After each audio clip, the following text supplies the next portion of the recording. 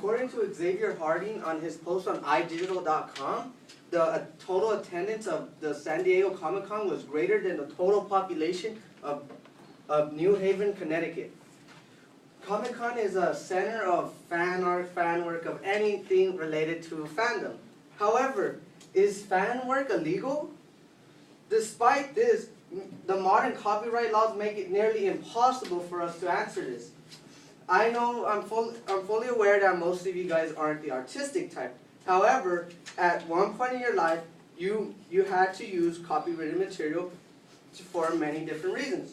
For me personally, I use it to mostly educate people or as a form of self-expression.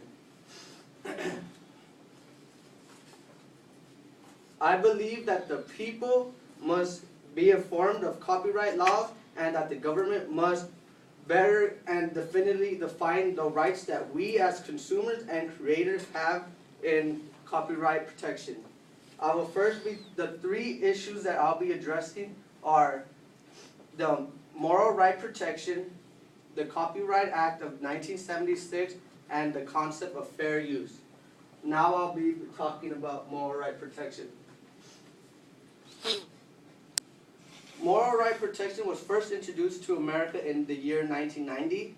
According to an article on Journal of Cultural Economics published in 2011, moral right protection gives the authors the right to separate themselves from a particular work that they produced if it was ever distorted.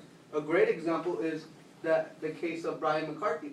He's a well-known photographer for his work on war toys, which is right here. However, the Islamic State transformed and distorted his original image to something that will better suit their needs.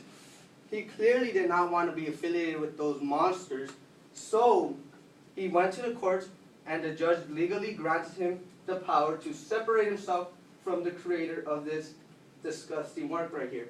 However, moral right protection has a second, more destructive part.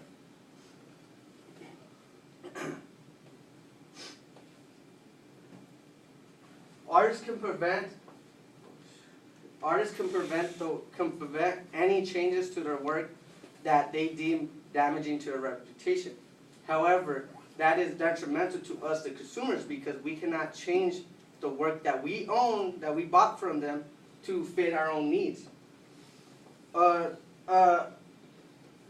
However, it's the artists themselves that lose the most out of moral right protection.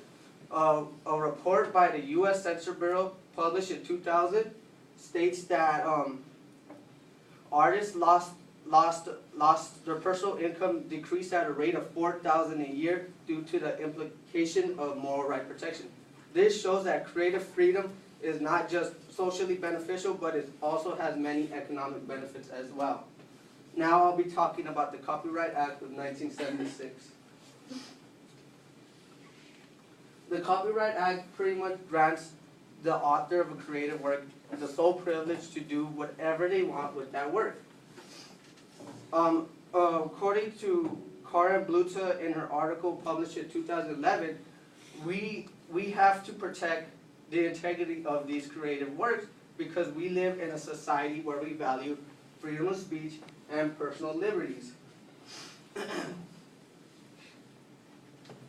However, the Copyright Act is far from perfect. Its biggest flaw is the biggest issue with it is its depth. For example, can I have a shirt of Nirvana and say that I'm expressing something, or am I copying from them?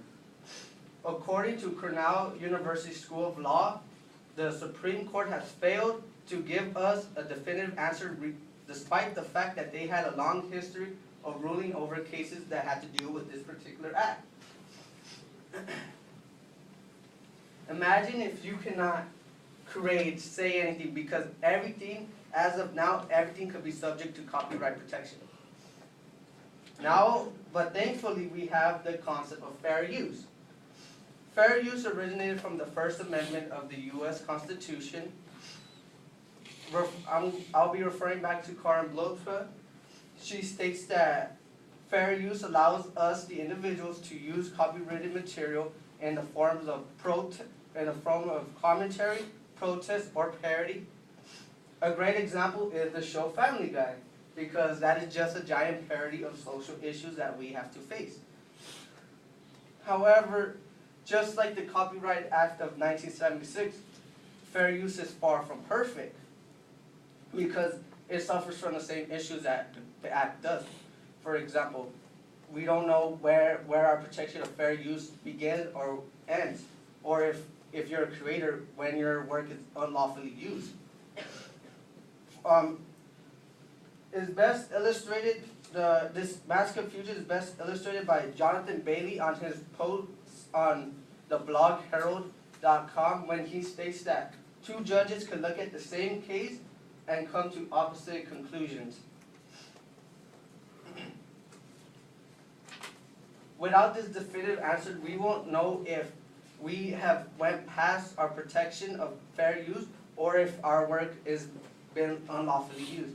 Now I'll wrap this up and talk about what we have learned.